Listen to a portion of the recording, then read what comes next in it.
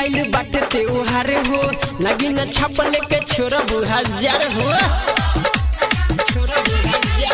छठी माई के आइल बाटे त्योहार हो नगिन छपल के छोरा हजार हो यार करब धमाका डरे न केहू बोली बोली बोली बोली मर्दम गोली छठ में जे बोली मर्दम गोली छठ में जे बोली मर्दम गोली छठ में जे बोली मर्दम गोली छठ में जे बोली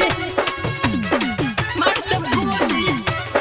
गोली छठ में जे बोली डीजे मनीष रक्सौल मर्दम गोली छठ में जे बोली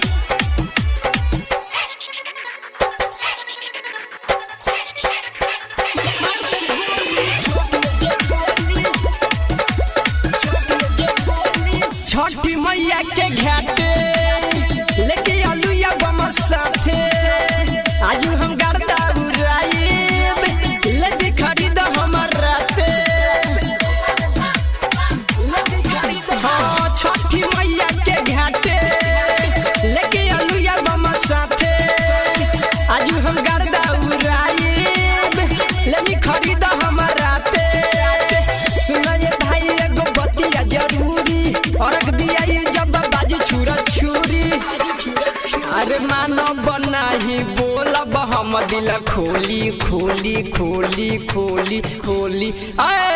मर्दम गोली छठ में जे बोली मर्दम गोली जे छठे घाटे बोली मर्दम गोली बमुरावत में जे बोली मर्दम गोली छठ में जे बोली मर्दम गोली गोली छठ में जे बोली डीजे मनीष रक्सौल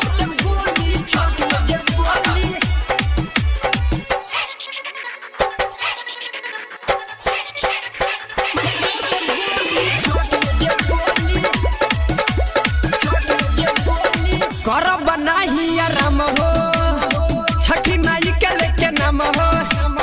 खूबे उड़ाइब छुरा छुरी तबे न मिली आराम हो